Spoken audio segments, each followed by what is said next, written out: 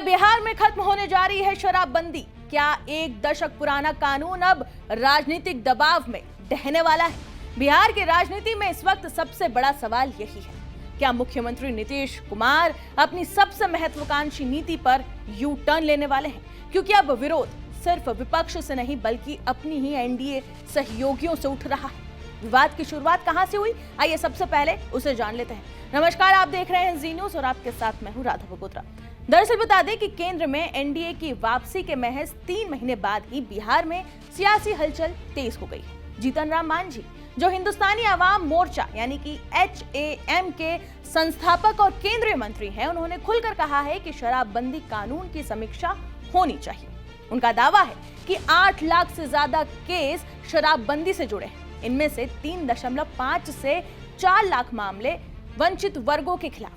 राज्य को हजारों करोड़ का राजस्व नुकसान और जमीन पर होम डिलीवरी जारी है। मांझी का सीधा तंज है, शराबबंदी तो हो ही नहीं रही, होम डिलीवरी हो रही है। तथ्य जो बहस को और भी ज्यादा बड़ा बनाते हैं। 2016 में पूर्ण शराबबंदी लागू हुई थी बिहार में।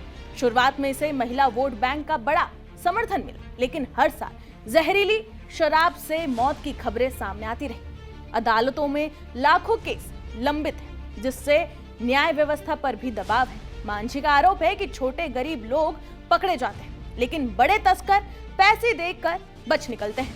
बता दें कि सिर्फ HAM ही नहीं बल्कि उपेंद्र कुशवाहा की पार्टी राष्ट्रीय लोक मोर्चा यानी कि RLM ने भी समीक्षा की मांग की है। उनके विधायक ने सदन में यह कहा है कि कानून पास हुआ लेकिन शराब घर तक पहुंच रही है, यानी एनडीए के भीतर से ही सवाल उठ रहे हैं। जेडीयू का जवाब क्या है, अब आप उसे भी जान लीजिए। नीरज कुमार ने इसे हास्यास्पद बताया। उनका कहना है कि कानून आम सहमति से पारित हुआ था और शराबबंदी से महिलाओं का विश्वास और सामाजिक सुधार बढ़ा है। जेडीयू का तर्क है कि ये सिर्फ राजस्व का मुद्दा नहीं है बल्कि सामाजिक बदलाव का सवाल भी है। अब असली सवाल ये है कि क्या शराबबंदी में आंशिक संशोधन होगा, क्या सख्ती बढ़ेगी या नियम नरम होंगे, या फिर ये सिर्फ राजनीतिक दबाव की रणनीति है।